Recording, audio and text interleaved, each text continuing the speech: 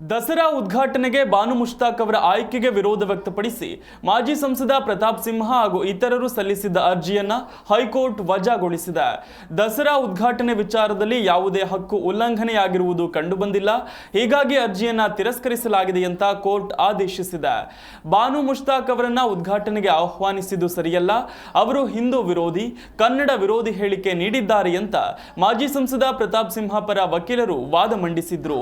ಅರ್ಜಿಯ ವಿಚಾರಣೆ ನಡೆಸಿದ ಮುಖ್ಯ ನ್ಯಾಯಮೂರ್ತಿ ವಿಭು ಬಕ್ರು ಹಾಗೂ ನ್ಯಾಯಮೂರ್ತಿ ಸಿಎಂ ಜೋಶಿ ಅವರಿದ್ದ ಪೀಠ, ಈ ದೇಶದಲ್ಲಿ ತಮ್ಮ ಅಭಿಪ್ರಾಯವನ್ನ ಹೇಳುವುದು ತಪ್ಪಲ್ಲವಲ್ಲ, ನಿಮ್ಮ ಯಾವ ಹಕ್ಕು ಉಲ್ಲಂಘನೆಯಾಗಿದೆ ಹೇಳಿ, ನಿಮ್ಮ ಅಭಿಪ್ರಾಯವನ್ನು ಕೂಡ ಸೂಕ್ತ ವೇದಿಕೆಯಲ್ಲಿ ಹೇಳಬಹುದು, ಆದರೆ ಈ ವಿಚಾರದಲ್ಲಿ ಸಂವಿಧಾನ ನೀಡಿರುವ ಯಾವ ಹಕ್ಕು ಉಲ್ಲಂಘನೆಯಾಗಿದೆ ಹೇಳಿ ಅಂತ ನ್ಯಾಯಮೂರ್ತಿಗಳು ಪ್ರಶ್ನೆ ಮಾಡಿದ್ರು. ಪೂಜಾರಿಯ ಪೂಜೆಯ ಹಕ್ಕನ್ನ ಕಿತ್ತುಕೊಂಡಿದ್ದರೆ ಪ್ರಶ್ನಿಸಬಹುದು, ವ್ಯಕ್ತಿಯ ಆಸ್ತಿಯನ್ನ ಕಿತ್ತುಕೊಂಡಿದ್ದರೆ ಪ್ರಶ್ನಿಸಬಹುದು, ಆದರೆ ಇಲ್ಲಿ ನಿಮ್ಮ ಯಾವ ಹಕ್ಕನ್ನ ಕಿತ್ತುಕೊಳ್ಳಲಾಗಿದೆ ಅಂತ ಪ್ರಶ್ನಿಸಿದ್ರು.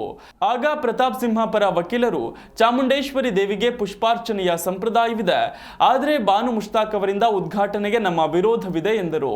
ಇದಕ್ಕೆ ಪ್ರತಿಕ್ರಿಯಿಸಿದ ನ್ಯಾಯಪೀಠ, ಶಿಷ್ಟಾಚಾರ ಪಾಲಿಸುವುದು ಬೇರೆ ವಿಚಾರ, ಆದರೆ ನಿಮ್ಮ ಕಾನೂನಾತ್ಮಕ ಹಕ್ಕಿನ ಬಗ್ಗೆ ವಾದ ಮಂಡಿಸಿ ಅಂತ ಹೇಳಿತ್ತು. ಅಲ್ಲದೆ ಧರ್ಮವನ್ನ ಪಾಲಿಸುವ ಹಕ್ಕನ್ನ ಸಂವಿಧಾನದಲ್ಲಿ ಗುರುತಿಸಲಾಗಿದೆ ಅಂತ ನ್ಯಾಯಪೀಠ ಹೇಳಿತ್ತು. ವಿಜಯದಶಮಿ ಎಂದರೆ ಕೆಟ್ಟದ್ದರ ವಿರುದ್ಧ ಗೆಲುವು ಎಂಬ ಅರ್ಥದಲ್ಲಿ ದೇಶಾದ್ಯಂತ ಈ ಹಬ್ಬವನ್ನ ಆಚರಿಸಲಾಗುತ್ತದೆ. ಇದರಲ್ಲಿ ಧರ್ಮ ತೋರಿಸುವುದು ಸರಿಯಲ್ಲ ಅಂತ ನ್ಯಾಯಪೀಠ ಅಭಿಪ್ರಾಯಪಟ್ಟಿದೆ. ಪ್ರತಾಪ್ ಸಿಂಹ ಮಾತ್ರವಲ್ಲದೆ ಇನ್ನಿತರರು ಸಲ್ಲಿಸಿದ ಅರ್ಜಿಗಳನ್ನ ಹೈಕೋರ್ಟ್ ವಜಾಗೊಳಿಸಿದೆ. ಇದರಿಂದ ದಸರಾ ಉದ್ಘಾಟನೆಗೆ ಬಾನು ಮುಷ್ತಾಕ್ ಅವರ ಆಯ್ಕೆಯಾದಾಗಿನಿಂದಲೂ ವಿರೋಧ ವ್ಯಕ್ತಪಡಿಸುತ್ತಾ ಬಂದಿರುವ ಪ್ರತಾಪ್ ಸಿಂಹ ಅವರಿಗೆ ತೀವ್ರ ಹಿನ್ನಡೆಯಾದಂತಾಗಿದೆ.